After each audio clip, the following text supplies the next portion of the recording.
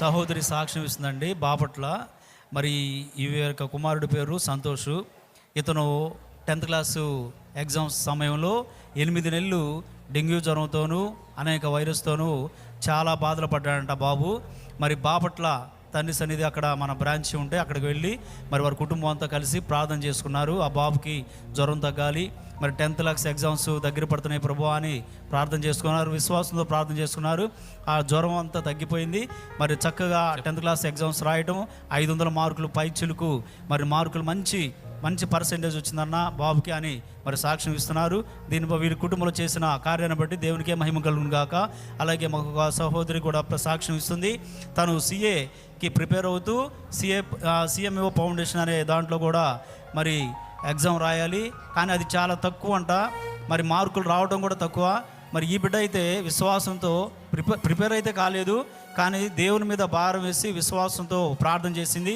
ఆ ఎగ్జామ్కి ప్రిపేర్ అయింది, ఎగ్జామ్స్ రాసింది, మంచి పర్సెంటేజ్ వచ్చిందన్న. మాకు దేవుడు ఈ కార్యం చేశాడని మరి ఆ బిడ్డ సాక్ష్యం ఇస్తుంది.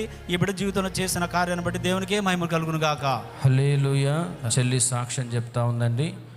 మరి రాత్రి ఆన్లైట్కి వద్దామని టైం అయిపోయిందని హడావిడిగా ఈ చెల్లి అలాగనే వాళ్ళ అమ్మమ్మ వాళ్ళ బాబాయ్ బండి ఎక్కించుకొని వస్తూ ఉన్నాడట. జల్లులు పడతా ఉన్నాయి. గురువాయిపాలెం అనే ప్రాంతం నుంచి వస్తూ ఉన్నారు. మరి ఆ చీకట్లో సరిగా చూసుకోలేదు. పెద్ద గుంత ఉందట, గొయ్యి. బండి అమాంతం అందులోకి పడిపోయి వాళ్ళ అమ్మమ్మ ఎగిరి కింద పడిపోయిందట. దేవుని మహాకృప ఏంటంటే ఆ చుట్టుపక్కల అన్నీ కూడా కొండలు, రాళ్ళు, పెద్ద పెద్ద రాళ్ళు ఉన్నాయి. వాస్తవానికి ఆమె పడిన రీతి ఆ రాళ్ళు తలకు తగిలితే అక్కడే చనిపోవలసిన పరిస్థితి. కానీ దేవుడు తన సన్నిధికి వస్తూ ఉండగా ఎటువంటి అపాయము లేకుండా క్షేమంగా కాపాడి, ఎటువంటి అనారోగ్యాలు, ఎటువంటి గాయాలు లేకుండా క్షేమంగా తన తండ్రి సన్నిధికి తీసుకుని వచ్చారని సాక్ష్యం చెప్తా ఉంది. ప్రభువు కాపాడినందుకై గట్టిగా స్తోత్రం చెప్తామా ప్రభువుకి. హల్లెలూయా, హల్లెలూయా. సోదరి సాక్ష్యం ఇస్తుందండి. తన భర్తకి హార్ట్ అటాక్ వచ్చింది అని హాస్పిటల్ తీసుకెళ్లారట.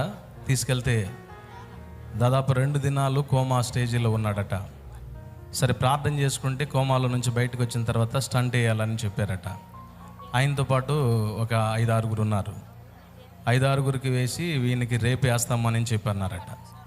ఏంది ప్రభువా ఈరోజు వేస్తానని వేయలేదు, ఎందుకని ఇట్లా జరిగిందని రాత్రంతా ప్రార్థన చేసిందట.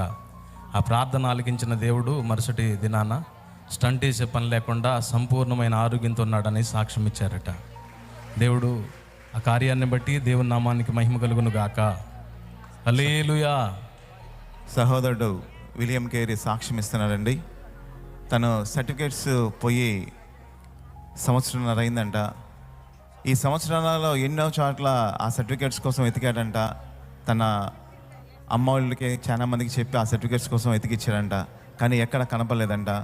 గడిచిన దినాల్లో దేవుని సన్నిధిలోకి వచ్చి ప్రార్థన చేసుకుని వెళ్ళి తన ఇంట్లో తనే వెతికాడంట. ప్రార్థన చేసుకున్న వెంటనే దేవుడు అద్భుత రీతిలో ఆ బిడ్డకి ఎక్కడైతే సర్టిఫికేట్స్ పనియో తనకి అది దొరికేటట్టు సహాయం చేశాడని చెప్పి సహోదరుడు సాక్ష్యం ఇస్తున్నాడు. ప్రార్థన ఆలకించి సహాయం చేసిన దేవునికి మహిమ కలుగును గాక. హల్లెలూయా.